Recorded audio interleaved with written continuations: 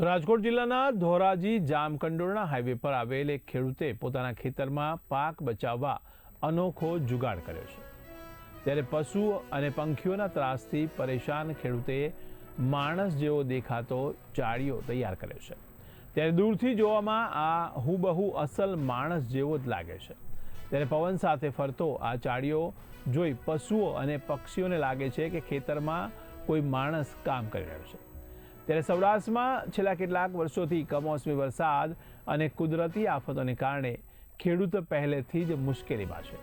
ત્યાં ઉપરથી રોજડા અને ભૂંડ જેવા પશુઓ પાકને ભારે નુકસાન પહોંચાડતા હતા।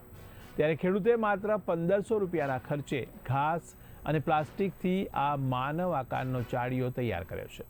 આ ચાળિયો લગાવતા જ પશુ પક્ષીઓ ખેતરમાં ફરકતા બંધ થઈ ગયા છે અને પાક સુરક્ષિત થયો છે। મારી વાડી ધોરાજી જામકંડોરણા હાઈવે ઉપર આવેલી છે।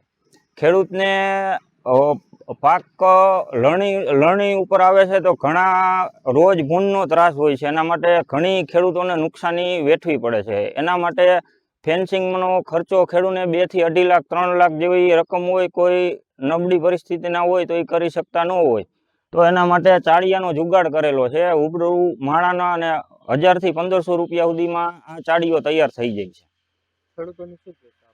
ખેડૂતોને બધાને એ કહેવા માંગુ છું કે આનું રિઝલ્ટ સારું છે। કોઈ ભૂંડનો કે રોજનો આ લગાવ્યા પછી ત્રાસ રહેતો નથી ખેતરની અંદર। વિચારમાં તો એવું હતું, આ મારે કોઠા ઉદે જ છે, વાવા નવા કંઈક પ્રોગ્રામ કર્યા જ રાખતો હોય, નવરો હોય તો આ કરતો હોય, નકર મારી મેન તો ખેતીનું જ કામ અને શાકભાજીનું કામ।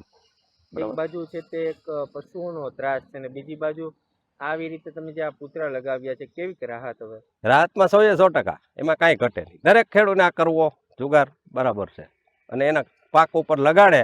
મેં તો એક લગાવ્યો છે, કદાચ એવા 2 થી 3 લગાવી દઈ તો આમાં કોઈ ખર્ચો નથી। આ વિસ્તારમાં સૌથી વધુ કયું પશુઓનો ત્રાસ? અત્યારે રોજ ને બીજો નંબર ભૂંડનો આવે, બરાબર, એનો વધારે ત્રાસ છે। આ બાબતે તમે ખેડૂતોને શું પ્રેરણા આપશો? ખેડૂતને આ કરવી જરૂરિયાત જ છે, આમાં કોઈ ખર્ચો નથી અને દરેક ખેડૂતને આ કરવું મહત્વનું જ છે એના પાક માટે, અને કોઈ ખર્ચો નથી। ન કરે એમ થાય ખર્ચો છે તો આ ન કરી શકે, પણ આ કરી શકે નાનામાં નાનો ખેડૂત।